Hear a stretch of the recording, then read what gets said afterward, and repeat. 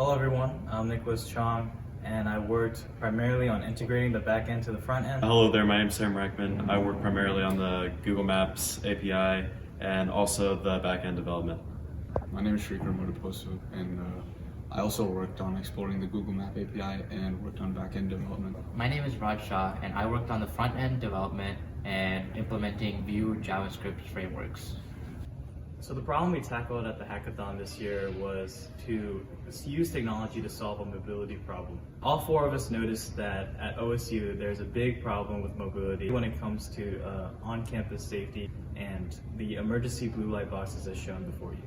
Some problems with the emergency blue light boxes were there was no way to track the nearest emergency blue light box, and there was no maps on the internet that showed any of them.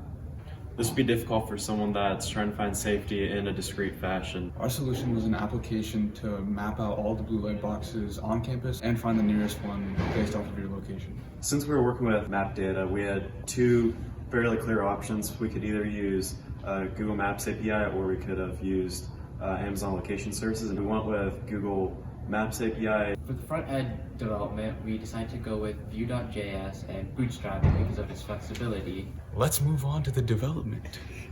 So our first step was to create a homepage that looked professional but also aesthetically pleasing. Since we used Vue.js and Bootstrap, formatting the page was very easy because of Bootstrap's ability to create containers and Vue.js's ability to route between pages. Our first step was to get a Google API key so that we could then use the Google API to access the map. As you can see here, we were able to use the Google API key to create a whole new map and size it onto a page, and also generate the markers of the blue light emergency boxes that we physically mapped out before. The next step of the process was to find directions between two nodes. So in order to do this, we used the Google Maps API direction service and direction renderer.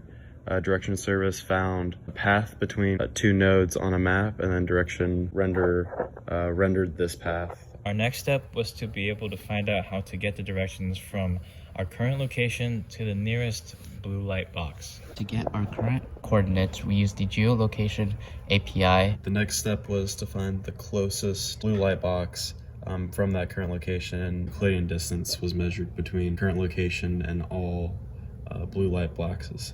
Lastly, we mapped our current location to the nearest blue box emergency light using the direction services and the direction renderer. Overall, our project tackled the mobility issue by creating more opportunities for people who are in need of safety to access emergency services safely and quickly.